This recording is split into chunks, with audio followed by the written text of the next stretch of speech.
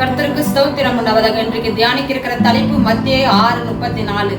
இந்த வசனத்தை பார்க்கும்போது, நாளைய தினங்கள் குறித்து கவலைப்படாது இருங்கள், நாளைய தினம் தன்னுடையவர்களை குறித்து கவலைப்படும். அந்தந்த நாள் அதை நான் பாடு போதுன்னு வசனம் சொல்லப்படும். அப்படின்னா நம்ம ஒவ்வொரு நாளை குறித்து கவலைப்படாத இருங்கன்னு சொல்லி தான் அந்த வசனம் சொல்லுது. அப்படின்னா காட்டு புஷ்பங்களை கவனித்து பாருங்கன்னு சொல்லி அந்த உண்மைகள் சொல்றது. அப்படின்னா அது உயிர் அப்படின்னா நுகர்வதும் இல்லை, உழைக்கிறதும் இல்லை. அது எப்படி சாப்பிடுதுன்னு சொல்லி ஆண்டவர் சொல்ற. அப்படின்னா அது நம்ம கவனித்து பார்க்கணும். அது ஒரு நாலஞ்சு உழைக்கிறதா சரி, அது எப்படி சாப்பிடுதுன்னு நமக்கு தெரியாது. அதை பார்க்க நாம மனுஷர்கள் விசேஷத்தவர்கள் சொல்லி ஆண்டவர் சொல்லப்படுகிறார். அப்படின்னா நாம் மற்ற ஜனங்களை போல, அந்நியரை போல நாளை தினத்துக்கு என்ன நடக்குமோ என்ன ஆகணும்னு சொல்லி நம்ம கவலைப்படாத இருக்கணும். ஏன்னா நம்மளோட தேவனோட பிள்ளைகள்.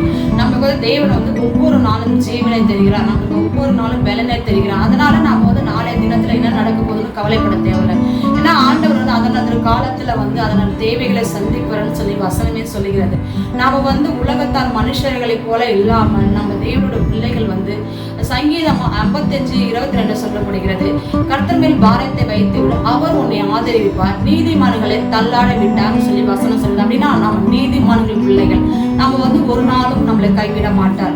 நம்ம ஒரு நாளையும் சாப்பாட்டுகள் சரி, எந்த ஒரு தேவையை குறித்து நம்ம கவலைப்படாது இருக்கணும். ஏன்னா காட்டு பறவைகளை பார்க்கும் போது அது எப்படி உழுகிறது நுகர்றதுன்னு நமக்கு தெரியாது. வேணா அது என்ன உண்பதுன்னு சொல்லி கவலைப்படுறதில்லை. அதை விட நம்ம மனுஷராக இருக்கிறோம், நம்ம விசேஷத்தவர்களா இருக்கணும். நம்ம தேவன் நம்மளுக்கு ஒவ்வொரு நாளை குறித்து கவலைப்படாத அந்த நாளை குறித்து நாம சந்தோஷப்பட்டு வாழ்கிறவர்களா இருக்கணும். அதான் அவங்க வேத வசனம் சொல்லுன்னா, முதலாவது தேவனோட ராஜ்யத்தையும் நீதிகளும் தேடுகள், அப்போது இவைகளெல்லாம் கூட கொடுக்கப்படும். அப்படின்னா நம்ம தேவனோட சமூகத்துல அவரோட பாதத்துல அமர்ந்து ஜெபிக்கும் போது, வேத வசனத்தை தியானிக்கும் போது நாம அதனால காரணத்துல அப்படி தேவன் நமக்கு நேர்த்தியா செய்கிற தேவனா இருக்கிறார்.